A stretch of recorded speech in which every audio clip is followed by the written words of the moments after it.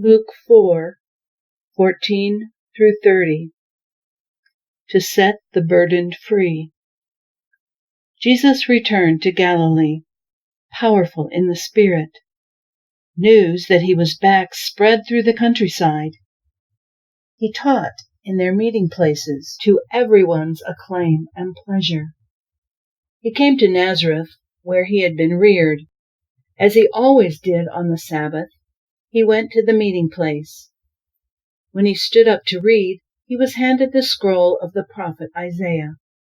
Unrolling the scroll, he found the place where it was written, "God's Spirit is on me.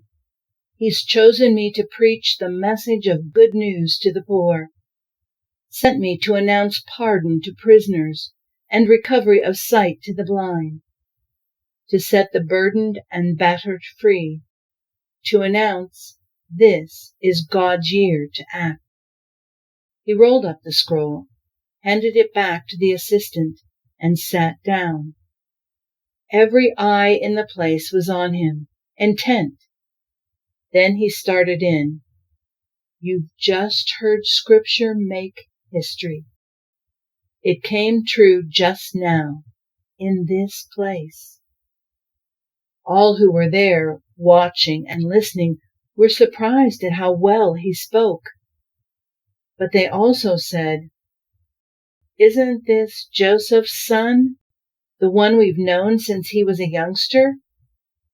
He answered, "I suppose you're going to quote the proverb, 'Doctor, go heal yourself.' Do here in your hometown what we heard you did in Capernaum." Well, let me tell you something. No prophet is ever welcomed in his hometown. Isn't it a fact that there were many widows in Israel at the time of Elijah, during that 3.5 years of drought, when famine devastated the land? But the only widow to whom Elijah was sent was in Sarepta, in Sidon. And there were many lepers in Israel at the time of the prophet Elisha, but the only one cleansed was Naaman, the Syrian. That set everyone in the meeting place seething with anger. They threw him out, banishing him from the village. Then took him to a mountain cliff at the edge of the village to throw him to his doom. But he gave them the slip and was on his way.